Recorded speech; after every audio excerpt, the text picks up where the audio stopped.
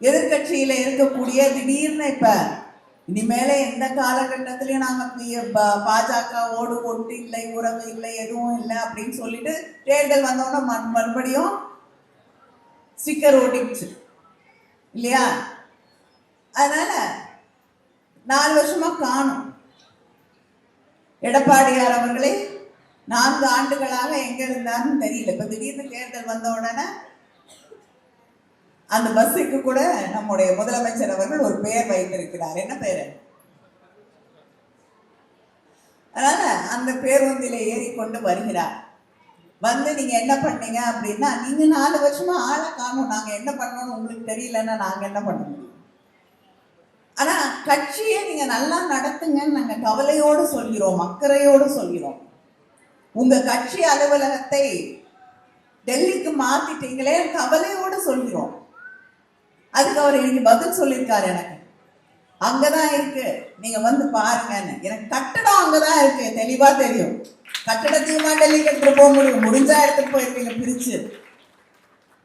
ஆனால் அலுவலகம் செயல்படுவது, கட்டளைகள் பிறப்பது டெல்லியில் இருந்து என்பதை நீங்களும் மறுக்க முடியாது, நம்மளும் பார்த்துட்டு தான் இருக்கோம். நீங்க என்னதான் கட்சி வச்சு முகத்தை மறைச்சு தொடச்சிக்கிட்டு வெளியில வந்தாலும் நீங்கள் என்று தெளிவா தெரியுது, பட்டவர்த்தனமாக தெரிகிறது.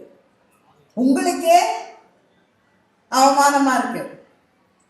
அலுவலகம் உண்மையாகவே அதிகாரம், அலுவலகம் இருக்கு, கட்டடம் இருக்கு, ஆனால் அலுவலகத்தின் அதிகாரம் டெல்லியின் கையிலே கொடுக்கப்பட்டிருக்கிறது. அதுதான் உண்மை. அவர் சொல்றாரு, நாங்க தான் அறிவாலயத்தையே காப்பாற்றினோம் என்று. அறிவாலயத்தை காப்பாற்ற யாரும் வர வேண்டியதில்லை, கழகத்தின் உடன்பிறப்புகள் இருக்கிறார்கள், அவர்கள் காப்பாற்றிய அறிவாலயம். அது மட்டும் இல்ல, திரு கபில் சிபல் அவர்களிடம் கேட்டு பாருங்கள், வழக்காடிய வழக்கறிஞர் அவர். ஒரு கட்சியை எப்படி நடத்தணும்னு திமுக கிட்ட இருந்து கத்துக்கோங்க. அவங்க வைத்திருக்கக்கூடிய டாட்டா, வைத்திருக்கக்கூடிய அத்தனை தரவுகளையும் வைத்துக் கொண்டுதான் இதில் வெற்றி பெற்றிருக்கிறோம் என்று பெருமையாக தலைவர் கலைஞர் அவர்களிடம் கட்சியை எப்படி நடத்த வேண்டும் என்று ஒவ்வொருவரும் கற்றுக்கொள்ள வேண்டும் என்று சொன்னவர் அவர்.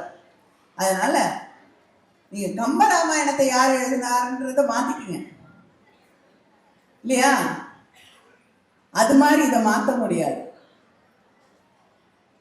இதை மாற்ற விடவும் மாட்டோம்.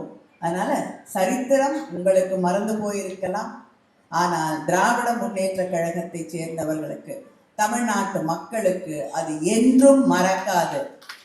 அதனால